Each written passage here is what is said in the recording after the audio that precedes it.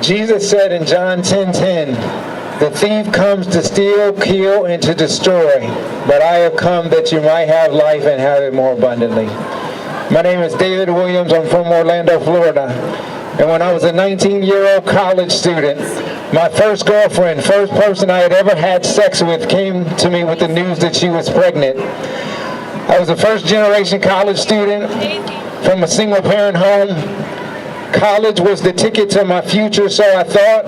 So with that in mind, I told my girlfriend that the best thing for us to do was to have an abortion. She seemed to agree with me. But from that day until the day that she had the abortion, there was a question she asked me. Do you think that this is the right thing to do? I always said to her that yes. But on the morning of the abortion, we talked on the phone because we were in different cities during our summer break. And she asked me the question one final time. And I said to her again after a long pause, yes.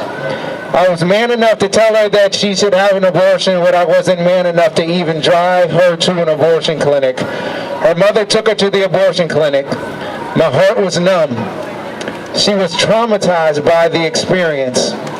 There was nothing I could do afterwards to comfort her, to console her from what she experienced. And in a few short months, our relationship ended. I was filled with guilt, shame, and incredible loss. I became extremely promiscuous.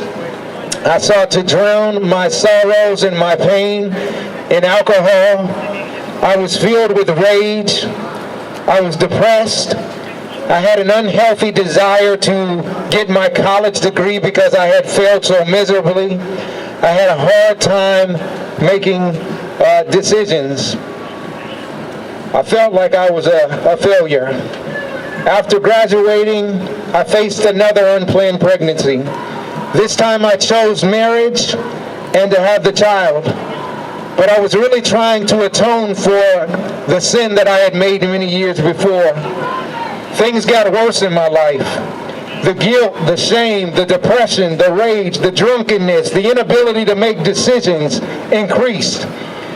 I was committing adultery. I was working long hours. I was going to graduate school. I found it hard to bond with my wife and with my newborn son. And my marriage ended after 4 years. At this point, broken and desperate, I cried out to Jesus Christ to forgive me and to give me a new life. God's grace began changing me and setting me free from guilt, from sexual immorality, from drunkenness, and from unhealthy relationships. 4 years later, I married my current wife. I was growing in my relationship with God, yet I was still dealing with shame. I was depressed, I was angry, I was indecisive, and I found it hard to bond with my children and my wife. I was questioning God as to how could my heart be so hard. A friend of mine asked, I shared the abortion with a friend of mine, and I was later asked to share the abortion publicly at an event.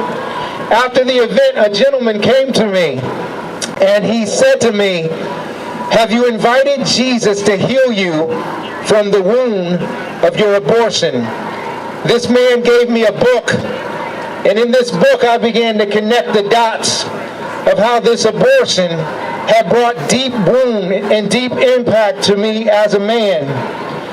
I made the connection between the abortion and the shame, the depression, the rage, the indecisiveness, and my inability to bond with my wife and children. After years of these things deeply affecting me, I went through a healing program.